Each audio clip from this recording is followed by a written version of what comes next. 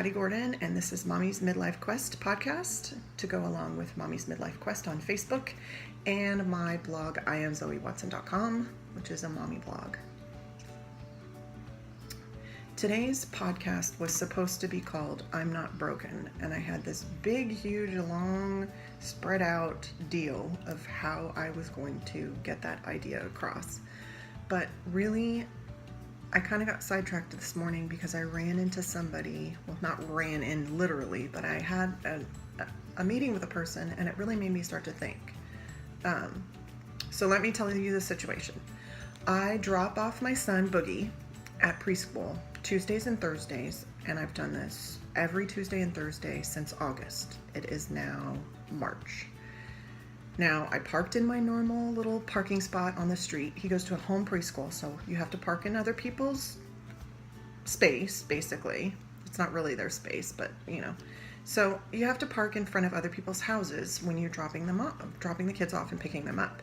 And because I drop off my daughter Bootsy at 8 and Boogie's preschool starts at 8:30, I just drop her off and then I go park by his preschool to wait. And usually it's about 15-20 minutes, and it's a great little time for Boogie and I to bond and eat breakfast. And, you know, we don't play our music loud, we don't block driveways, we don't do anything like that. We just sit there and wait. And I'm very respectful of the people that live in that neighborhood because I know they didn't probably ask for a preschool to be put there. So this morning I'm sitting in my truck, and a guy comes up next to me in his truck and says, "You're in my parking spot." Now, number one, I've been parking in the exact same parking spot since August for 20 to 30 minutes each morning, each Tuesday and Thursday morning. And this is the first time I've, number one, ever seen his truck, and number two, ever seen him. I've seen the woman that lives in the house, and I've seen the child that lives in the house. And I know kind of their comings and goings. They drop off their daughter in the morning or she rides her bike. So I'm looking at this guy going, okay. And he's just really grumpy. And it got me thinking, like, I hope that he's having a bad day and that this is not his normal personality, because that is a horrible way to walk around in life, is just to be angry. And I do that sometimes, and I know definitely my husband does that sometimes, and it makes for a horrible day.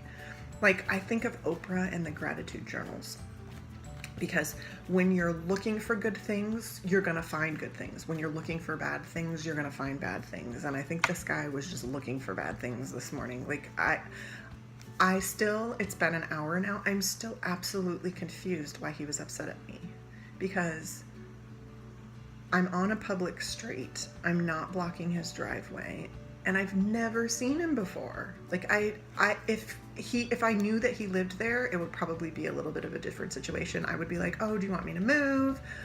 I would be totally, not on the defensive, I guess, is what it did. And the way that he approached me made me completely go to the defense. So it really has kind of rocked me, because it just makes me sad, because he's such, like, without really being too mean, like, he's such in a horrible place, and he's putting that out on other people. And it makes me,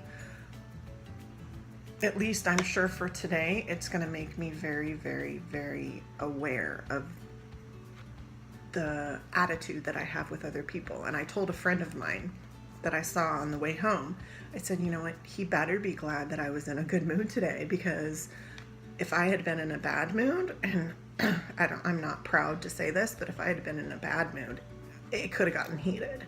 And luckily, I'm,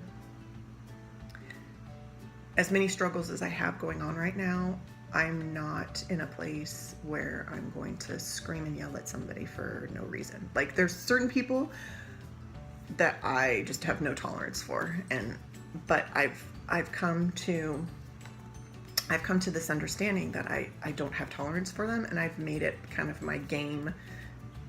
Actually, my kids and I call it the shenanigans game. So when I go to drop my daughter off at school, the parking lot is just a fiasco every day. There's either somebody walking across the street where they shouldn't be, somebody double parked, somebody not going fast enough, somebody going too slow, somebody going too fast. Like there's all these different aspects because it's a school of 500 kids and they all pretty much show up at school all at the same time. So we play the shenanigans game. So this morning, as we're driving in to drop Bootsy off, we drive into the parking lot and I'm getting kind of frustrated because people aren't doing exactly what they're supposed to be doing. But again, I'm in a pretty good mood today, so I'm not going to get angry, and I understand that this is going to happen. So my kids from the back seat pipe up, "Why didn't you say shenanigans, Mom? Why didn't you say shenanigans?" Because that's kind of like my alternative to saying a swear word. I think that's a good enough explanation of it. Like when I really want to swear at somebody and be like, "You're the biggest idiot in the whole wide world and I don't know how you function in life," I just say shenanigans, and we say it like that. And my son says it a few different ways, so we have our little game. But definitely today when I go to pick her up, my attitude probably will be a little bit different because of the situation that I had with this guy this morning. And, you know, I'm not a religious person, but one of the moms that was standing there was just like, just deal with it with grace. And really you have to. If somebody is that miserable and they're going to try to put it on you, like, I feel bad for them because they're having a bad day. So I guess that's my little personal development topic. Side note, takeaway from the day is, you know, find something good in every day. Seems kind of funny, but find something good in every day because you're bound to be a better person if you do. So, let's see what else. I have notes, so I'm sorry if I digress here a little bit, but I'm just looking at my notes to make sure I've covered everything that I want to cover. And let's see.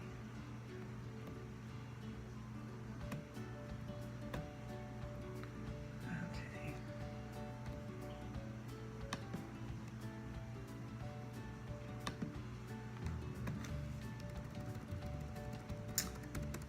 I think that I have covered it all.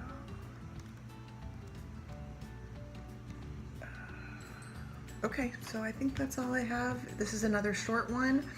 It's only podcast number 2. Stay tuned for more. I am definitely going to be working on these more and more, and hopefully getting them into a smoother rhythm.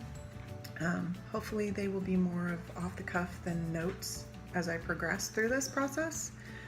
If you do want to find information about this podcast, you can go to iamzoewatson /MMLQ-podcast for the show notes. And if you want to know how to spell Zoe Watson, it's ZOEWATSON. And probably next time I do a podcast, I'll explain a little bit more about how I got that name for my website.